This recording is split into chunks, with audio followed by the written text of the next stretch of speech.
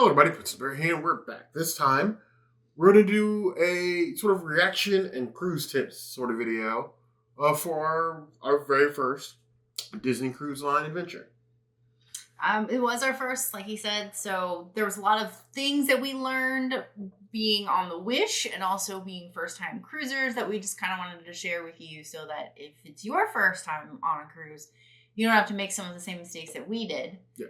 So I think first we should start with like booking the cruise. Now we booked this cruise late. We booked this cruise 2 weeks. 2 weeks before it was supposed to go. Which can get you some good deals. Like apparently on some other Disney cruises, we lucked in with some friends and we were able to get a good deal. But like doing that means that we couldn't make reservations for some of the shipboard activities when we wanted to. Most of them were full. Yeah, you had to. But it's like that when you do regular Disney dining in the parks and 2 whatnot. weeks ahead of time is not really enough lead time. Now you've got to keep going and refreshing the app. You're definitely not going to get a cabana. Those go like the minute that the reservation window opens. But you might get like a meal, perhaps, if you refresh a lot, or especially dining or one of those mixy. We found this to be true at the time that the day of the cruise, like before we boarded.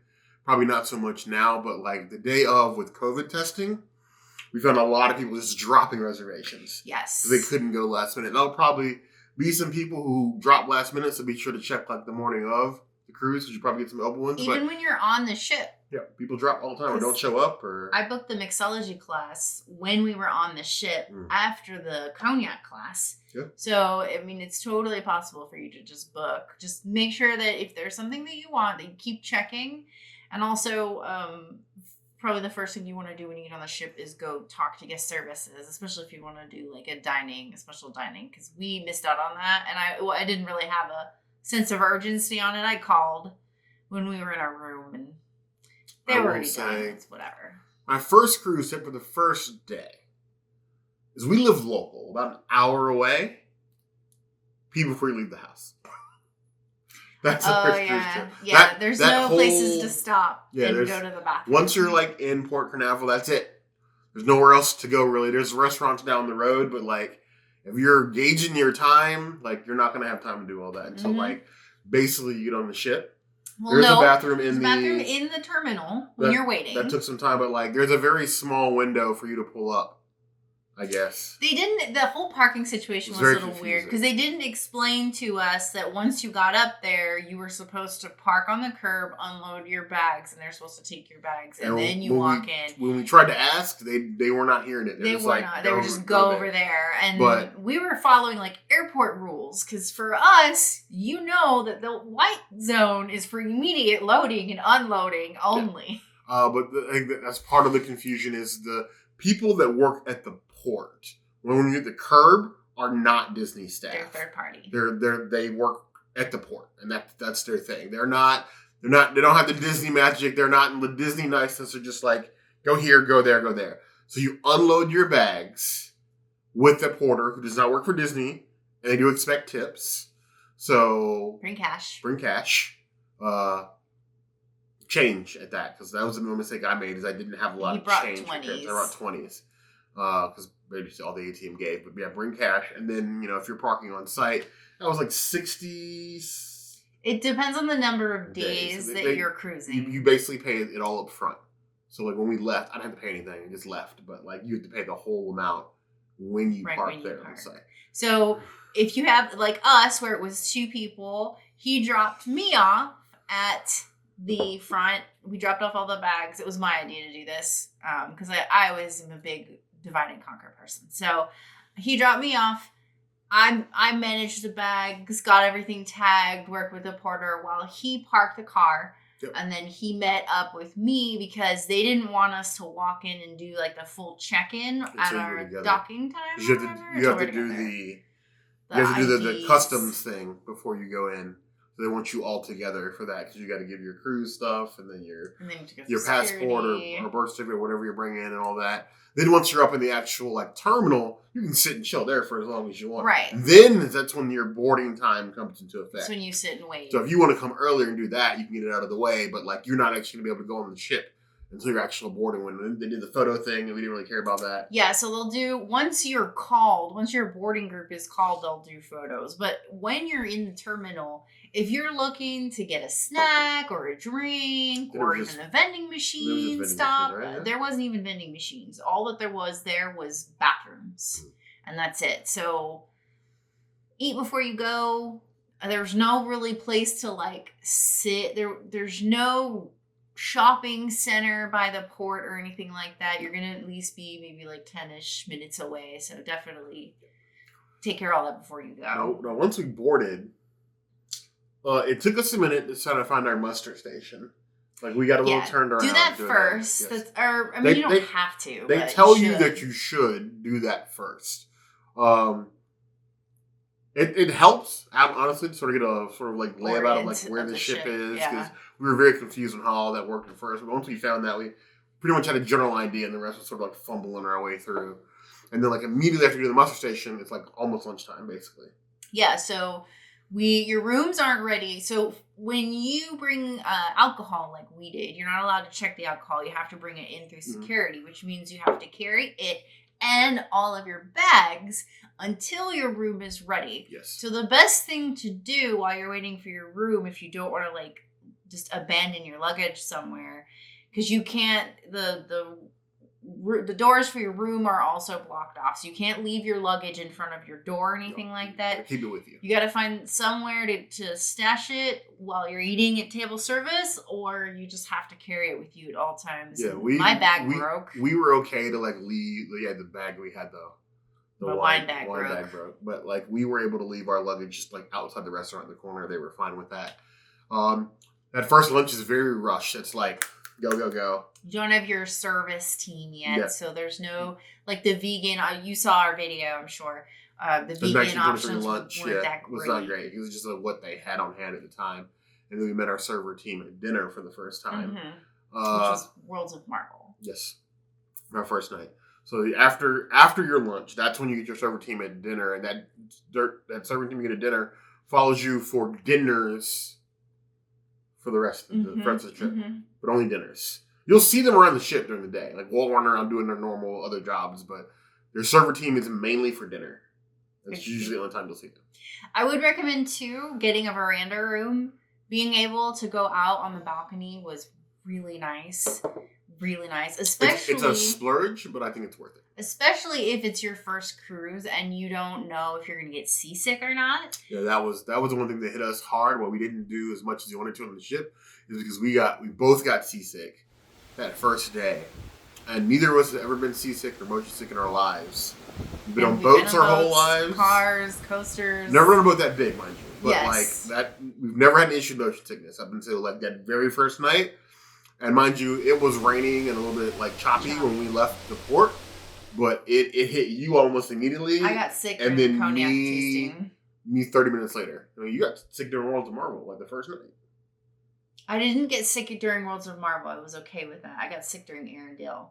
But then I got sick during cognac tasting, which that's what we're drinking right now is cognac. Because now we're cognac snobs because we love it so much. You awakened something in her and I regret it. But the first day, I mean, it was a whirlwind, but it was fun sort of getting to know the ship and everything else. Walking around. It rained a lot of that first night, so we couldn't really go out on deck. Yes. But highly recommend bringing Dramamine, even if you don't get sick. For your first time. Bring it just in case. It was also recommended by members of the community to try green apples, which are readily available on the ship as well. Okay. Green apples are very good, apparently, if you... yeah, I was going to say, we're making Barbosa jealous, or what's happening with that? This is what the community said. Okay. From the community. I didn't eat any apples last time, and you didn't eat any apples, I don't think. So the second day was our Nassau port day. Yes. And... We decided not to get off the ship. That may or may not have been a good idea. We weren't really interested in anything to do in Nassau. If we're going to Nassau, we'd rather travel there on our own and go do that. But we think that we should have gotten off because we got so sick. Maybe we needed the break. There was a lot of swaying and orienting ourselves was really hard. When we got home, I was like walking around like Jack Sparrow for a day and a half because it's just disorienting of being on a ship and not realizing that you're rocking like the whole time is very, it's different. And then like, I think I underpacked. I don't know how you feel about it. I overpacked for sure. I packed like 30 outfits. I didn't think I would be changing outfits as a guy that many times per day. But I changed clothes probably 2 or 3 times a day, depending on what we were doing. Like, after we went up on deck, like, was it after the Nassau day? After being out there like half the day and like sweating my behind off, I changed clothes. Yeah, then, when you get out of the pool, if you're going to go in the pool, you're going to want to change for the pirate night, even though we didn't really do a whole lot of the pirate night. I changed clothes again. The next day on Castaway Cay day, like, I changed clothes like 3 times. Me too. I ran into clothes like that morning we left. I was mismatching dirty clothes on the way back home.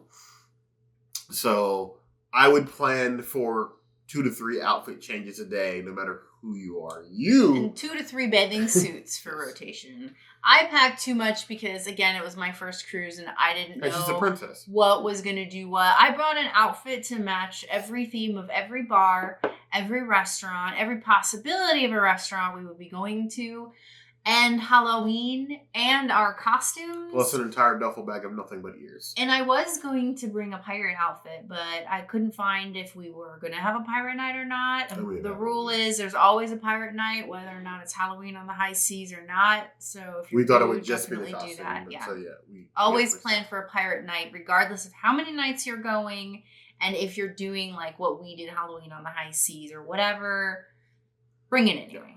One of the benefits of staying on the ship to the Nassau day, though, is that everything else was dead. So we were able to go and hang out for the most part. Like the Aquamouse was still pretty busy. Yeah, the line was that line was constant most of the time we were on the ship, and we just didn't want to stay in it. It was like night, right? But everything else on the ship was pretty easy. Like, we were able to go to most of the bars during the day without a ridiculous wait.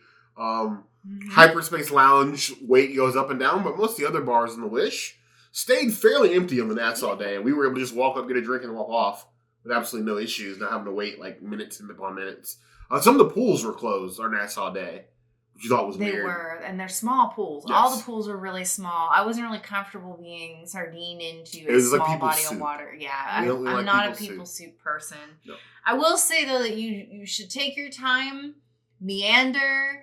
Don't try to do everything because there's no way. It's just like going to Disney World. There's no way that you're going to be able to do it all. You will frustrate and exhaust yourself trying to fit in every activity that you want to do in a day, because some things are like back to back. Like we had there are 2 seatings for dinner. There's like a 5:30 and there's like 5:45 and an 8. And like right when you get out of dinner, the shows are starting if you're in the first seating. But that means like you're going straight into the show with no break. I mean, if you want to change or you haven't changed before dinner, like you sometimes didn't have time to go back to your room and go all the way back because the elevators are very busy, especially on the front of the ship.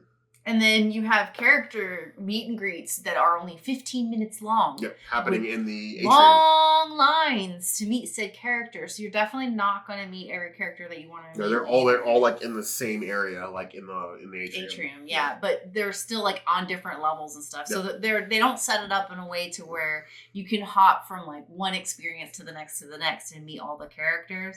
Unless it's like the princesses are all out or something like that. We were able to squeeze in like those 2 tastings while we were on the ship, and I would definitely say the price in the app looks like a lot. They were worth it. You got the equivalent of like 4 drinks out of each tasting, and given the price and how much drinks cost on the ship, and yes, they are more expensive than the parks. I think it's worth it if you are interested in any sort of thing. And it's not just making drinks, is like history and knowledge about how to mix different things. History of certain of alcohols like cognac. If you've watched our mixology and our cognac tasting videos, they were fun just for that. And then if you're cruise people or you're just talkative, and I'll admit we are very socially awkward people. We have this YouTube channel. We talk to you guys, out there in the virtual space, but like in person, we are awkward people. If you've met us and you said, hey, we're like, hey. We don't know what to say. We don't know what to say. Thank you. It was the same on the ship. Every event that we did, somebody was trying to hold a conversation. We're not upset about that. But for us, it's like, why are you talking? For me, it was just He is a lot more outgoing than I am on anybody. that, so he'll talk to him. But for me, it was just a little awkward in some scenarios. It was cool in others, especially like the cognac one.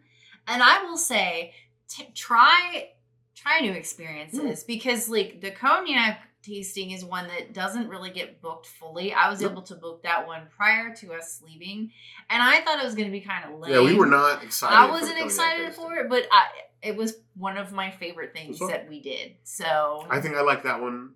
I had fun with mixology, but I think I like the cognac tasting better. I feel like I learned more about how cognac is made because it was specific to cognac. And we learned how to drink it. We've been drinking it wrong. We've been drinking it, yeah. And then the mixology was cool because you got to learn how to make those drinks. In the past, pre-Pandy and other ships, you actually got to mix them yourself.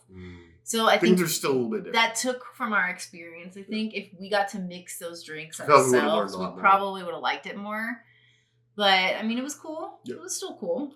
It was definitely a fun time. So if you're vegan, you do need to tell your server team if you don't have it already set up in the app immediately, because like there was a lot of confusion around what she was going to eat most of the time because we didn't really have all the information. Our server team, great. Vinny took care of us, and he made sure that she had food at every meal set aside for her. The problem is that the rest of the people on the ship didn't know that. So, like, they didn't know where to send us to go pick up said food. Or we'd ask, we'd go to where they tell us and ask, confused. And they would either be confused or they wouldn't find it or they didn't know. And it was a lot, especially on Castaway Cay. It was even really bad on Marceline Market. They didn't really, like, it's not like Disney where, like, a chef is just available to come out every single time or, like, walk you around the buffet. Like, a lot of the people serving the food have no idea what's in it. And, like, even within the buffet, we know there was probably more vegan stuff for her to eat, but really the only thing they could direct her to eat when we asked was fruit and oatmeal. Which, you know, is not great for, you know, food, especially if that place is open, like, most mornings. So there weren't great options. I would tell them right away. In addition... I actually heard you can get a plant-based scramble there. In addition... What you should also do is, like, understand that just because you get your server team sets you aside something, you can order off the menu still, whatever you want. Order everything. She felt like she could only get what they gave her at first and didn't realize that she could order all of it. And, you know, missed out on eating a couple things. I did by the end, but, like, Arendelle, I only got the one plate, and I would have had all four had I been given the opportunity. I just kind of left it up to my server, not realizing that, like, he can only do what he can do, and I still needed to order those other things. Though the last night for 1923, I was trying to order more things, and he wasn't bringing it to me. He was like, this is your menu. I put it together personally. And I love that. I appreciate that, but I wanted more things to try. So Nassau Day is a good time to do things on the ship you would do on the ship. But maybe sometimes maybe a break. You don't have to go out to Nassau all day. You can go out for an hour and come back if you want. There's no restriction when you come back and forth. Like, you have to go through security and customs to get on out, and then coming back in, you got to go through. Same. You have to do the same. You have to use your show ID again. You know. And if you bought something in Nassau, you have to check that. So yeah, you have to do both. Castaway Cay Day. That was day 3, 2, 3, 3.5, 2, 3. I would say 100%. Leave early. Yes. Leave early. Leave early. Which way? Leave early getting on Castaway Cay or leave both coming off? I leave early to get on, especially if you have an excursion, but also to get a good spot if you don't already have one booked. We went late. We woke up early to go back to the ship so that you can do things on the ship before everyone else has come. Yeah, because when we woke up, we were just pulling into Castaway Cay. And so then we started getting ready, and we didn't get off the ship. Slept in. I did sleep in. We didn't get off the ship until, like, almost 10:30, 11 o'clock. I mean, we still got a decent spot on the beach, so it's not like all the spots were taken. It was pretty quiet, actually. We had a few hours sort of, like, you know, do whatever we wanted to do in the water on the beach. We were going to do snorkeling, didn't feel like doing that. And just hung out on the beach. We were able to go by the bars. The same people that serve you on the ship or serve you on the island. Yeah. So, a lot of familiar faces. Which was nice. Yeah. so you don't feel awkward or anything else. But it was very calm and chill hanging out on the island. The only issue being on the island again was food, because when we got to Cookies, and they had Cookies too, and then there's one on the adult side of the island too that's a different name. But They're all basically the same food. The people serving the food had absolutely no idea what was vegan and wasn't vegan. They were like, we think this may be, but we don't know. Like, there's no allergy book like you're used to at the parks. So you ended up getting what was just like a lettuce wrapped.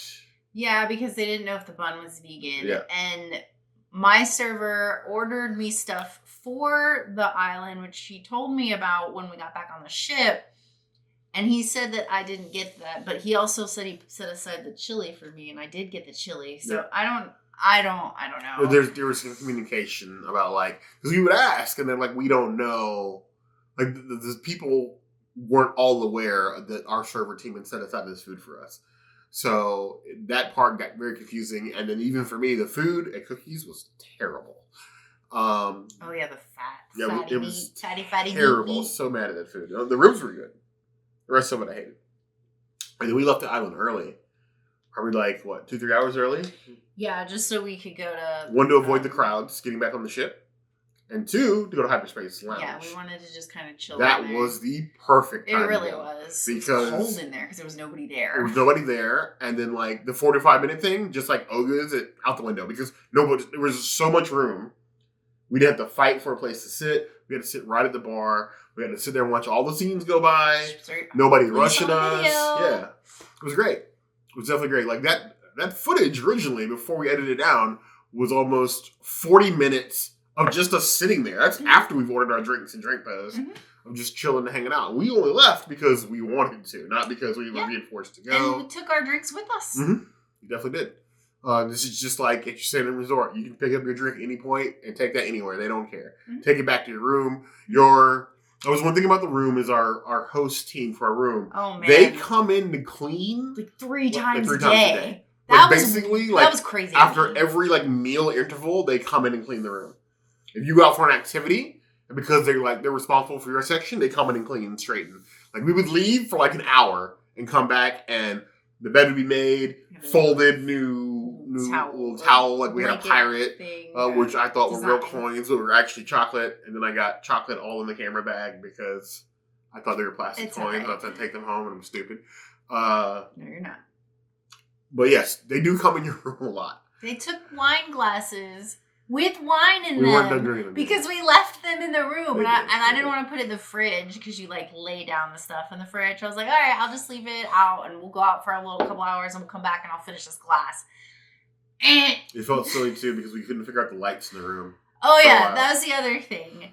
You have to put the card in the slot by the door to work the lights and everything else in the room. That other tip would be you do not need to use your room key for that. Any card. It's not picky. There's no scanner in there. I used my annual pass the entire time on the ship and just stuck that in there.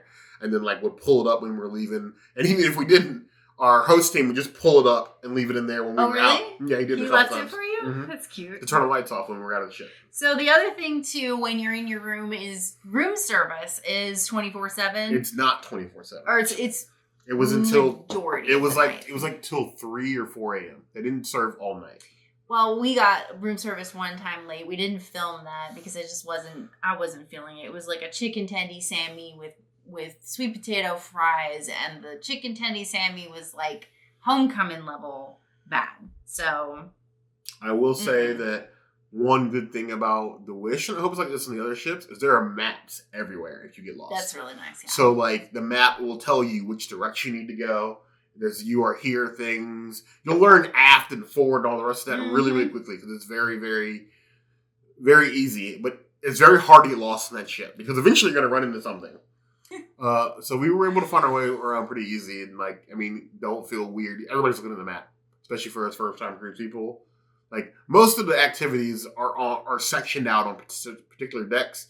After the first day and a half, you get the hang of it pretty easily. And you definitely want to be using your Navigator app the whole time because that's where your scheduling is. That's where you're going to go in for your events and apply for those when you're on the ship or...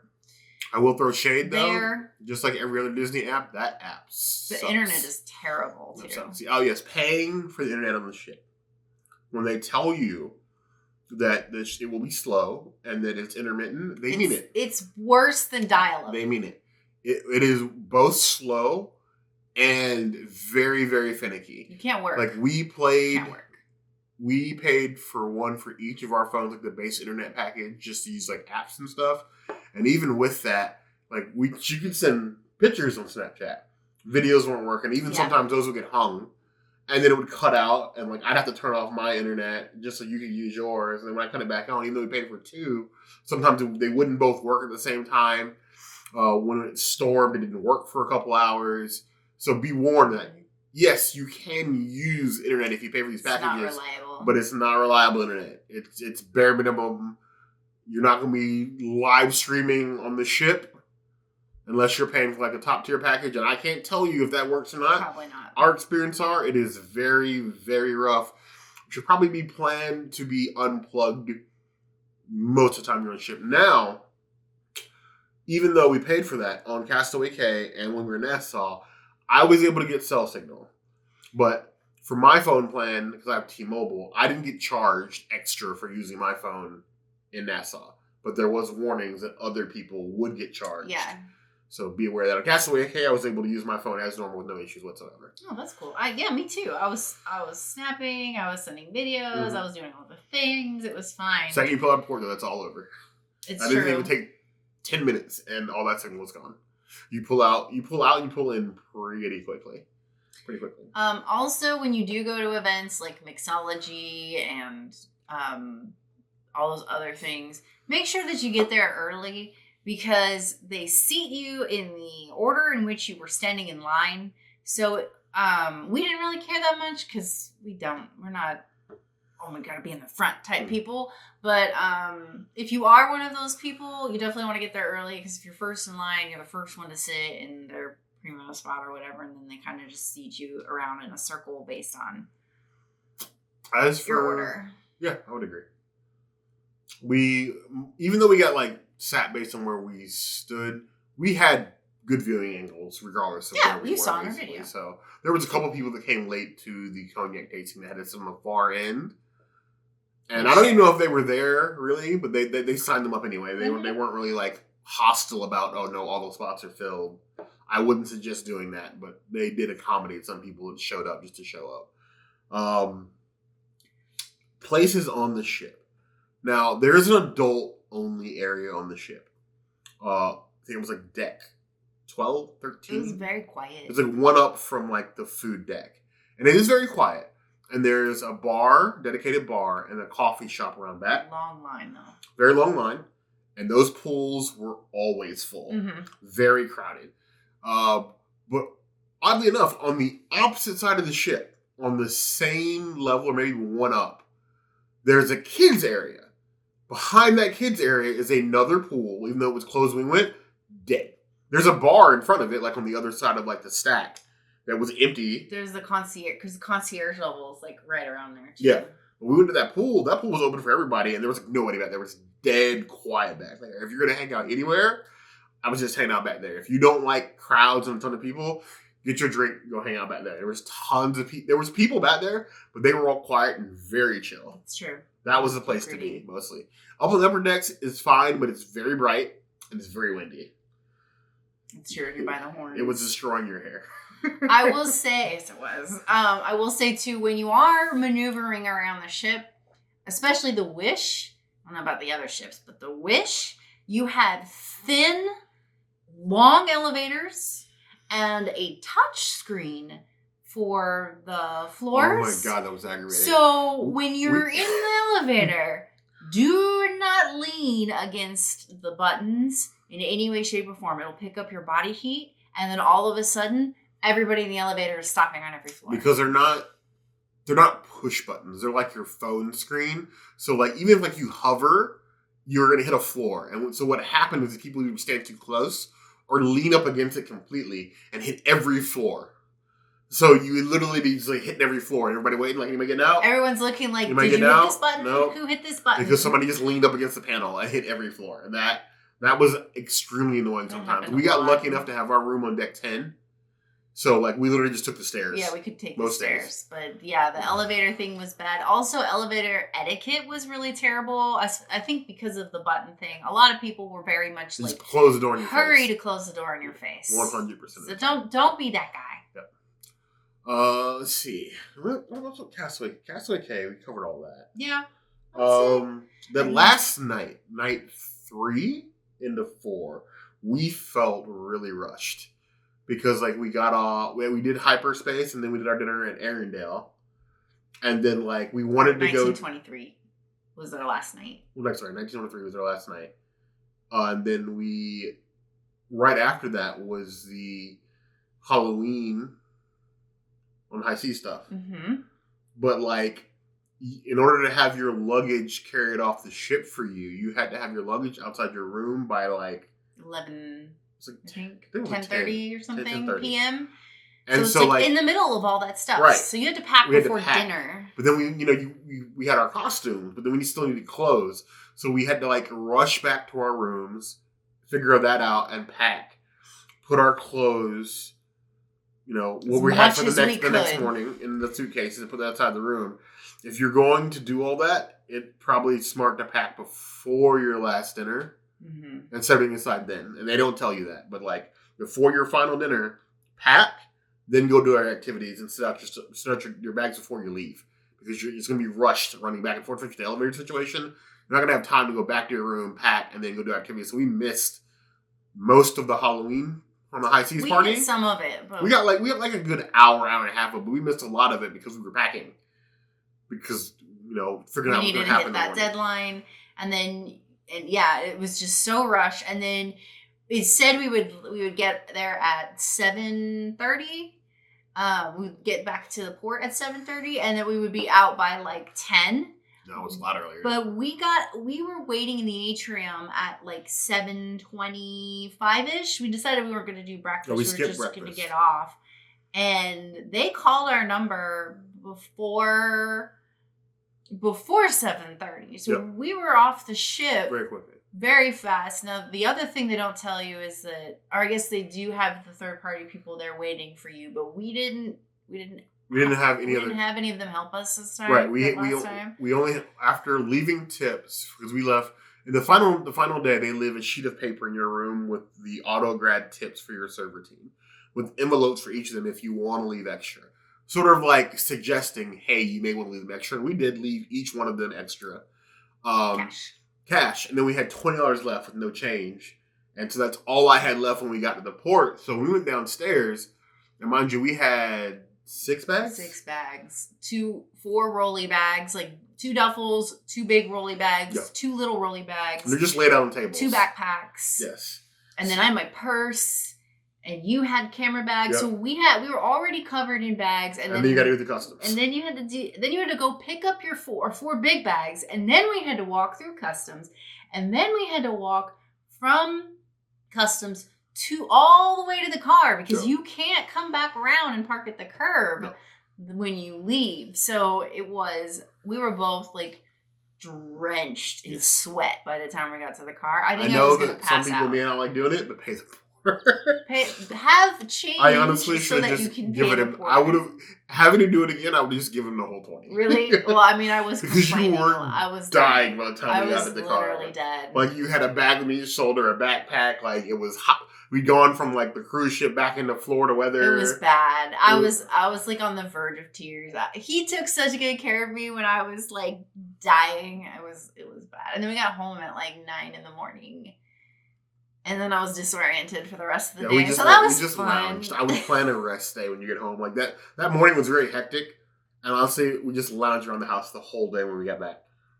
But I definitely think it's fun. It was a fun cruise, even though we got sick. We overplanned in some areas and underplanned in others. So I definitely say, plan for 2 to 3 outfits a day. Port days are excellent days to do activities. If you want to come back a little bit early or leave a little bit late. Final night, pack before your final dinner so you can put your bags out and enjoy the rest of the night without being rushed. Definitely talk to your server team. First thing, when you first meet them, that first dinner, to make sure if you're plant-based or have any other dietary needs, that they know that right away. And make sure, that don't like us, ask them where they're going to leave your food. So you know exactly where to go for it. And then just do not try to do everything. You don't have to do everything. There are other cruises. I know you want to get the most value of what you're doing. This is vacation. You're supposed to relax. Don't do like we did. And then, of course, my alt rule for every vacation is you always need a vacation after the vacation. So take at least 1 or 2 days off after you get home so you have time to actually just decompress from your travels. Okay. So the princess, I have promised her at least one more cruise as a do-over, mulligan for getting sick the first time. Not telling you what that's going to be. Probably not anytime soon. It's going to be some years, I think. Yes, but for the community of you, those of you who are experienced cruisers, leave your best cruise tips for the other people in the community down in the comments below. Also, leave the number one reason why you think somebody that has never been on a cruise should go on one. Because sometimes you need a little convincing. If we hadn't had friends after us, there's no way in the world I would have agreed to go on a cruise. And I will say, the entire time we were on the cruise, I felt some type of way about ethically being on a cruise and what that means as a vegan and the pollution in the ocean and all this other stuff. So it's a very, there's a lot to think about when you go on a cruise. So if you want to see other videos like this, or you have any other questions or thoughts about us cruising, by all means, the comments are a place to find us. Hit the notification bell if you want to see other videos like this. And we have new videos 5 days a week. Monday, Tuesday, Wednesday, Thursday, Saturday. We'll see you soon. Be sure to subscribe. You heard the girl. And like this video. And please comment, because we want to share all of these best practices with the entire community. Yes.